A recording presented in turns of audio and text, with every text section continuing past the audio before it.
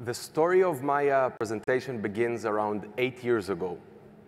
I was 25, young, naive, and full of energies, and I knew that I wanted to work in the most exciting and creative place I could find. And then I found myself working in city government. Quite different. Well, actually, it was national government. I worked first for the Prime Minister's office and then moved to city government. But there was one figure that made me decide that I want to work there, and I want to share it with you. 85% of young people in my country said in a poll, I cannot influence what happens in my city. Not national politics, not world peace, but their own city, their neighborhood. Now, this is a big problem because what we're seeing in most Western democracies is a common thing. We see this growing gap between young people and governments. I happen to be both of them, but I'm speaking today as a city government. Now, the narratives that we tend to hear from both sides are more or less like this.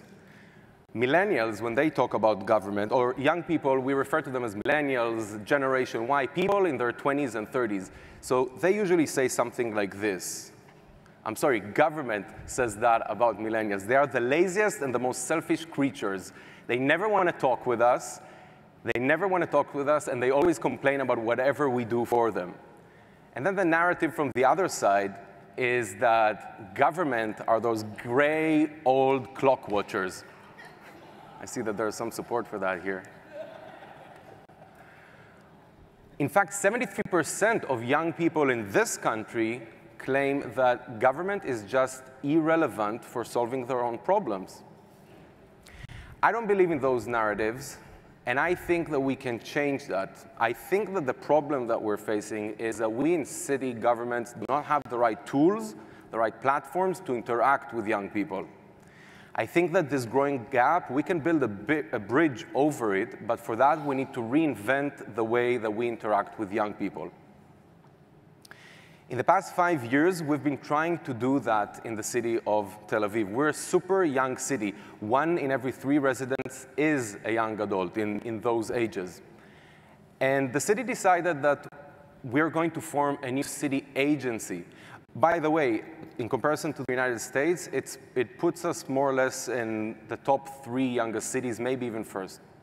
So the city decided to form a new city agency, the Department for Young People, which I'm quite lucky to be the head of.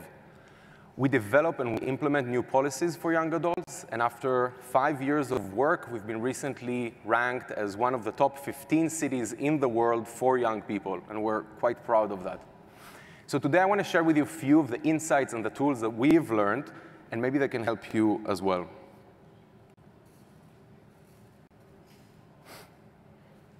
The first one has to do with this image. Take a look at it if you can see it on the screens. You might notice something weird about the barman. Well, there is something weird. He's not a barman. This is Asher, and he's the guy in charge of the transportation authority in the city of Tel Aviv. What you see here is what we call city on the bar. You see, the concept is quite simple. What we've learned when we researched about young people in our city is that they are not well informed about what we do in city government for them. They don't know about the policies that we have. They don't know about the projects that we're implementing. What are we trying to achieve? Now, it's not just because they don't care. It's because we don't have the right tools to communicate with them. So we thought to ourselves, what happens if we try meeting them in their home court? And in the case of Tel Aviv, that has great nightlife, one of those home courts are bars. So high-ranking city employees go out to bars in events that we organize. They give a 20-minute talk on burning issues. That might be parking, a huge issue in Tel Aviv, or even the city budget, which is not something so exciting usually to hear about. They give 20 minutes talk about that. Then there's questions and answers, no jacket, no tie, and a glass of beer. Before we started, everyone told us that it will never happen. People won't come. Some people even said that it might be dangerous to mix residents, city employees, and alcohol in the same room at night. The real danger was that one of the high-ranked city employees that we brought said that he didn't drink a beer for more than 10 years. So we told him, don't start today. So they said it won't work, but the truth is that that never happened. The contrary, we have hundreds of people attending those events. And we learned from that this principle, surprise them. And we try to use that all the time. You see, young people are waiting for us in city government to surprise them. They want to like us. And when we came to meet them at the bar, and they were able to learn that the people in charge of so many important issues in their city are actually good guys, and they have good answers to their questions, they were surprised, and it was good. And the other great thing that happened from the other side was that those high-ranking city employees, for some of them, that was the first good, positive experience that they had with millennials. And you know how I know that? Because many of them, or few of them, called me later on and started saying, hey, how come I was never invited to give a talk at a bar? So the next time that you try to solve an issue that has to do with millennials in your city, try to think, what is the one thing that they least expect you to do? If you surprise yourself, and you surprise them, and you surprise your colleagues at City Hall, you might actually get a really good solution. And you know what's great about it? Their bar of expectations is anyway set quite low, so it's easy to surprise them. And this brings me to the second principle. User experience matters. We live in a world where startups are being sold for hundreds of millions of dollars based on their UX, and young people use apps to order a taxi or rent an apartment. But too often, the interaction that they have with us in city government is just lame. Right? We all know that. So look at this for a second. 6 p.m., try to think for a moment, what do you typically do at 6 p.m.? Or even better, try to think, what do you think that millennials do at 6 p.m.? I'll help you with that. They're probably either still at work, or if they're at that age, then maybe they're at home preparing their kids to bed. So remember that for a second. We'll come back to that in a moment. Now let's talk about town hall meetings. Great platform. It was invented in this country, right? And it's a good tool for us in city government to interact with the people and to hear their ideas and their needs. But think about the human experience behind it. So you get this invitation telling you, please come to meet us. We want to talk to you about this and that subject. And the meeting is probably in the neighborhood school. And at what time? 6 p.m. Now, who's available at 6 p.m.?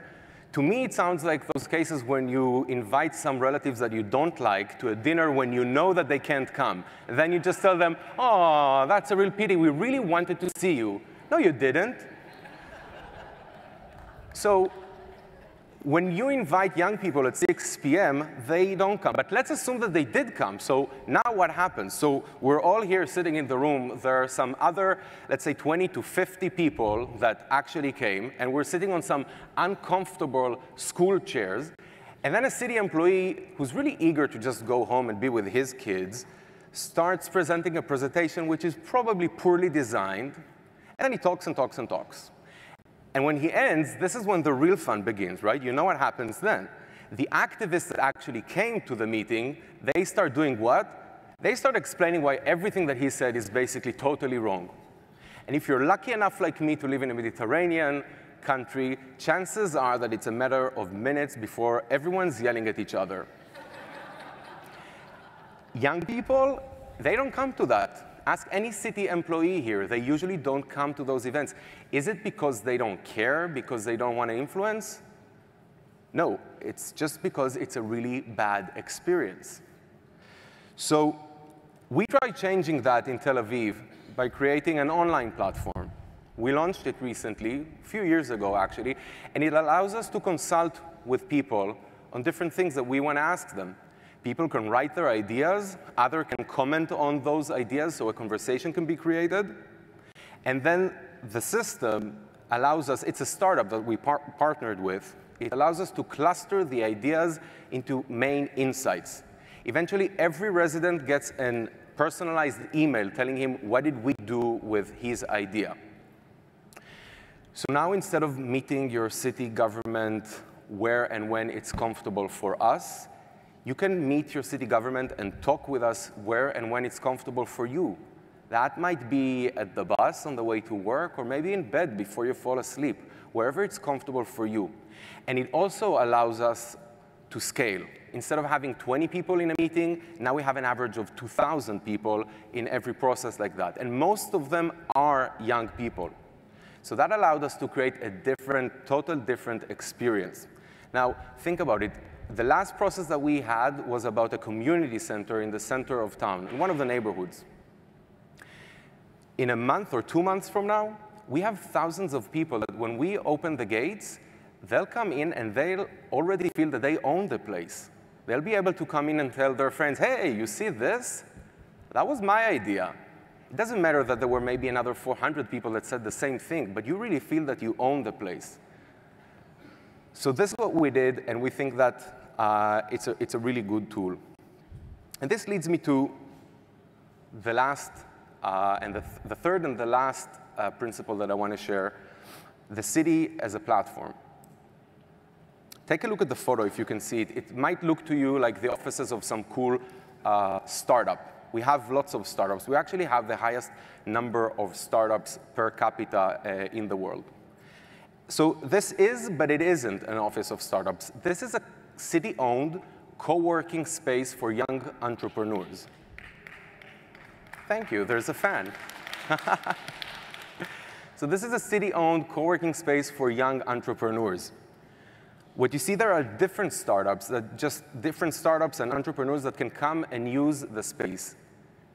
We call it the library because it's based inside an old library that, like many libraries, had less people coming to visit it on a daily basis. And now we have lots of people there. They get the table, the chair, free Wi-Fi. They get from us also something that is very important in Tel Aviv, which is free air conditioning. Now, the concept behind it is quite simple to understand. Think about it. What do we know about millennials in cities? We know that they like living in cities, right? We know that many of them are creatives. So in the morning, they don't go to any office, whether they are artists or entrepreneurs or freelancers or students. And we know that many of them prefer to live in rented apartments, usually small apartments. Connect all those things together, and you understand that there's a problem of square meters in order to create, well, for us it's square meters, for you it's a little bit different. So there's a problem of space to create. But we as a city, we want to be a platform for young people to create things. This is good for us, for the economy. This is what we want to be. So what we did in the last few years is we started opening a network of centers that do exactly that. If you're a social entrepreneur, you can come to Maze 9. This is inside our young adult center, the first one. And this is a social lab. It's for social entrepreneurs. We want to support them, those people that try to change the world and make the city better.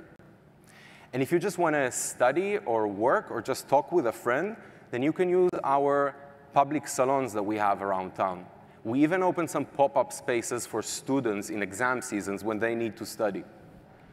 If you're a community organization, you can use the space for your events or for meetings that you have. And it took us a while to convince the ones that don't like the city administration so much, to convince them that we don't have mics inside the rooms. And eventually, if you're an artist, you can come and create, rehearse, or even sell your arts in affordable arts fairs that we have. Actually, there was a funny story that happened when we just opened. Two artists came and they said, we saw on the sign in the entrance that it says that this is a home for young people. We said yes. And they said, okay, we're artists and we want to use the space, so we want to move and live here. So I smiled and I said, yeah, okay, that's cool, but you know, this is a public building and we have regulations. I can't let anyone sleep here and live here. So their answer was, okay, so you're basically saying that you're just a younger version of the older bureaucrats, right? So I understood that I was challenged, and happily with my colleagues in City Hall, we were able to find some loophole, because it's true that you cannot live in a public building, but no one said that you cannot create arts 24/7 in a public building. So for a month, They did move in, and they created their arts, and they invited all their friends, and that was an important moment for us to really engage with this community. This network of centers that we have gets 35,000 visits per year. It serves for us as a huge bridge over this gap towards young people because it actually gives a solution to a real problem, but it also allows us to be in touch with young people. It allows us to understand better, to talk with them on a daily basis, to understand better what are their needs, and for them to know that they have an address in City Hall and they have somewhere to go where they can talk to. This is my team. These are the people behind all the things that I told you about that actually do the hard work. So I spoke a lot about what city government needs to do towards young people, but I want to end with a call to young people. This gap is growing and it exists, but we can change it and build a bridge over it. The issue is that it's not going to happen if we're not going to do it ourselves. When we're inside government, then it can actually look like that. Thank you.